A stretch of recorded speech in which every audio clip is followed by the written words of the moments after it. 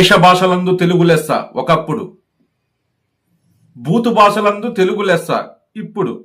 ఎక్కడో బస్తీలలో కుళాయిల కాడ, పంపు చెట్లు కాడ ఇరు వర్గాలు ఘర్షణ పడుతూ మాట్లాడుకునే మాటలు ఒకప్పుడు. పొలం పని చేసుకుంటూ రైతు కూలీలలో పొలాలలో ఎక్కడో మాట్లాడుకునే భాష ఒకప్పుడు. స్లమ్ ఏరియాలలో ఇరు వర్గాలు ఘర్షణ పడుతూ ఒకరినొకరిని దూషించుకునే మాటలు ఒకప్పుడు. వాటిని బూతులు అంటారు. ఎందుకంటే ఆ నేటివిటీకి తగ్గ మాటలు కాబట్టి, ఆ మాటలకి ఫిల్టర్ ఉన్నది కాబట్టి.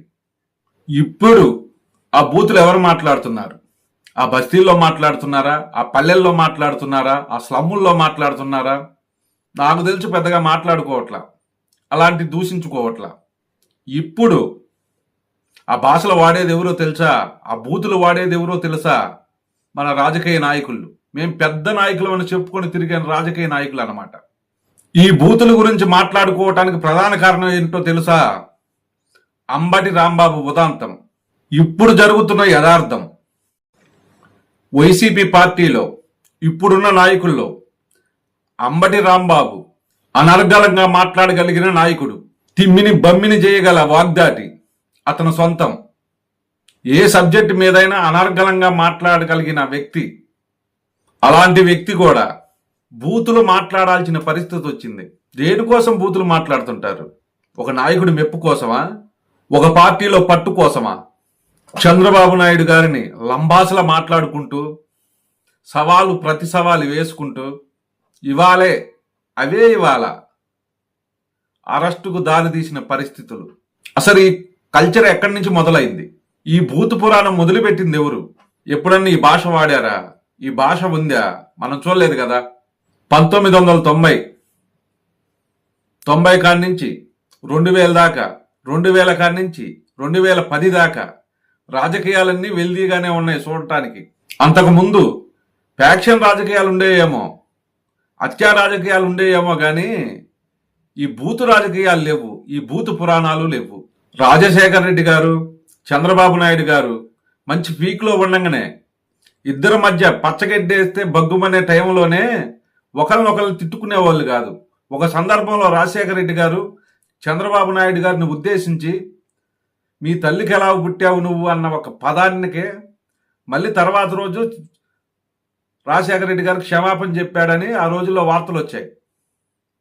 అలా ఉండేది ఆ రోజుల పరిస్థితి. ఇంకొక సందర్భంలో రోసయ్య గారు ఏలు చూపించాడనే ఉద్దేశంతో ఆ రోజు సభంతా స్తంభింపజేశారు టీడీపీ కార్యకర్తలు, టీడీపీ ఎమ్మెల్యేలు. అది ఆ రోజుల్లో పెద్ద వివాదం. ఇవాళ చూడు ఎలా ఉన్నాయో. 2009లో బీజం పడింది. 2014లో చింతమనేని ప్రభాకరు, బోండా ఉమా వాళ్ళు కొంచెం ఆర్జ్యం పోశారు. 2019 వచ్చింది. ఇక బూతులకి గేట్లు తీసేశారు.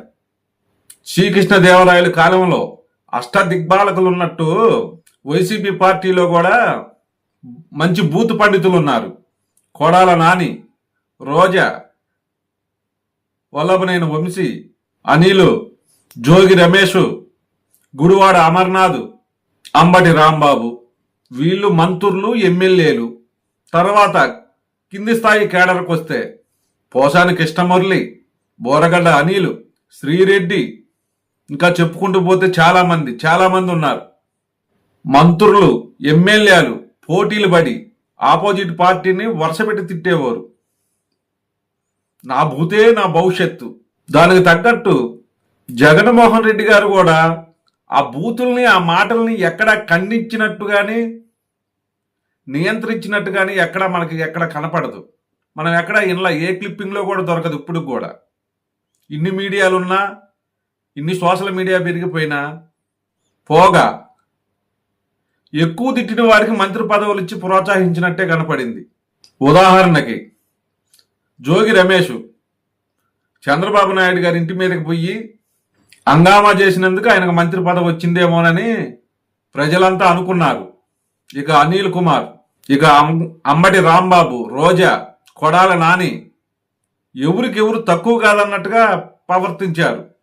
2024 వైసీపీ పార్టీ 151 సీట్లు ఉన్న వైసీపీ పార్టీ 11 సీట్లకు పరిమితం కావటానికి ప్రధాన కారణం ఈ బూతు భాగవతాలే. ఇందులో ఏ సందేహము లేదు, సంకోచము లేదు.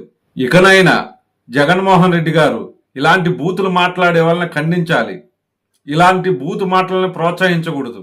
జగన్మోహన్ రెడ్డి గారే కాదు, చంద్రబాబు నాయుడు గారైనా, లోకేష్ గారైనా, పవన్ కళ్యాణ్ గారైనా ఇలాంటి బూతు భాషని ఖండించాలి. చూశారు కదా 2024 ఎలక్షన్స్. ఇలాంటి బూతు పంచాంగం అంతా వైసీపీ పార్టీలోనేనా? తెలుగుదేశంలో లేదంటారా? తెలుగుదేశంలో కూడా ఉంది, కాకపోతే మోతాదు కొంచెం తక్కువ. ఇప్పుడిప్పుడే కనపడుతున్నాడు. కిరాకి ఆర్పి అంట, ఆయన కూడా విజృంభిస్తున్నాడు. నీకు ఎప్పుడొకప్పుడు తడిసిద్ది కింద. కాకపోతే ఎంతో కొంత చంద్రబాబు నాయుడు గారు అలాంటి పద్ధతుల్ని ఖండిస్తాడు. ఆయన అలాంటి వారిని ప్రోత్సహించరు కూడా. ఏ పార్టీ అయినా, ఏ నాయకుడైనా ఇలాంటి అశ్లీల పదజాలాన్ని ఉపయోగించకూడదు. ఉపయోగిస్తే చెప్పకూడదు తినాల్సిన పరిస్థితి వచ్చింది. రోజులన్నీ మనయే ఉండవు. రోజులు మారుతాయి, రాజులు మారుతారు. ఏ నాయకుడి మెప్పు కోసమో ఎదుటివారిని దూచిస్తేనేనా రాజకీయ పదవులు? తిడితేనేనా నాయకుడిని గుర్తించేది? అలాంటి పార్టీలు, అలాంటి రాజకీయాలు చెల్లవు. ప్రజలు గమనిస్తూనే ఉంటారు. దేన్నైనా దాన్ని మదిలో పెట్టుకొని ముందుకు పోతేనే రాజకీయ పార్టీలకు భవిష్యత్తు. మంచి భాషను మాట్లాడండి, మంచి పదాలని ఉపయోగించండి. శాసనసభను, పార్లమెంటును, వాటి గౌరవాన్ని నిలపండి. మన తెలుగుదనాన్ని కాపాడండి.